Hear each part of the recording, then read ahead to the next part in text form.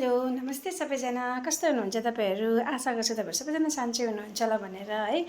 र साथीहरू, म फेरि पनि तपाईको बिचमा एउटा सानो भिडियो लिएर आएको छु है। त्यो भिडियो चाहिँ के हो भने तपाईहरूले यो मेरो अगाडिको यो देख्नुहुँदैछ होला पेपरले चाहिँ र्याप गरेको एउटा सामान। यो सामान चाहिँ के हो भने है, म तपाईहरूलाई सबैको अगाडि देखाउन चाहन्छु। यो चाहिँ के हो भने म तपाईहरूलाई अब ओपन गरेर देखाउँछु। यो सामान चाहिँ मेरो लागि एकदम प्रेसियस गिफ्ट हो। यो चाहिँ मलाई कसैले गिफ्ट गर्नुभएको हो है। र हेर्नुहोस् है, म तपाईँ यो अब म ओपन गर्दैछु साथीहरू, के रहेछ तपाईँलाई म देखाउने छु चाहिँ। र अब यो खोलिँदैछ र यसको लागि चाहिँ एकदमै म आज खुसी छु क्या साथीहरू।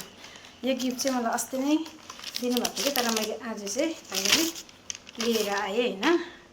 र अब यो तपाईँलाई आज त याद भयो होला, यो चाहिँ हो एउटा फ्रेम र जसलाई म अब तपाईँहरूको अगाडि टर्न गर्दैछु। ल हेर्नुहोस् त साथीहरू, यो देख्नुभयो होला हजुरहरूले।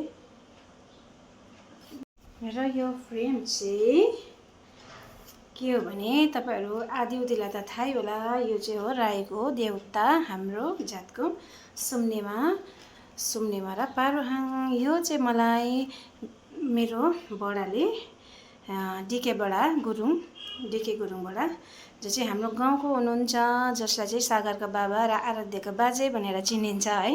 उहाँले चाहिँ आफ्नै हातले चाहिँ यो चाहिँ पेन्ट गरेर चाहिँ बनाउनु भएर चाहिँ मलाई दिनुभएको। र थ्याङ्क यू सो मच बडा। यो गिफ्ट चाहिँ मेरो लागि एकदम प्रेसियस हो है। योभन्दा राम्रो गिफ्ट सायद कुनै हुँदैन। र तपाईँलाई धेरै धेरै धन्यवाद। र तपाईँलाई सुम्निया पारुहाङले सुस्वस्थ राखोस् र तपाईँको यस्तो ट्यालेन्टेड कलालाई चाहिँ मेरोबाट चाहिँ गर्के सलाम। र थ्याङ्क यू सो मच बडा। म चाहिँ आज धेरै खुसी छु। र साथीहरू, तपाईँलाई कस्तो लाग्यो यो चाहिँ हेर्नुहोस् है, ह्यान्डमेड है साथीहरू।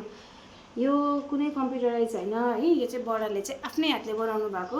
र उहाँको कलालाई चाहिँ म एकदम गोर्खे सलाम गर्दैछु है। र थ्याङ्क यू बडा, तपाईँलाई मेरो तर्फबाट धेरै धेरै धन्यवाद। र अब यो मेरो घरको कुन कुनामा लाग्छ होला, म तपाईँहरूलाई लगाएर देखाउने छु साथीहरू। हस् त, थ्याङ्क यू।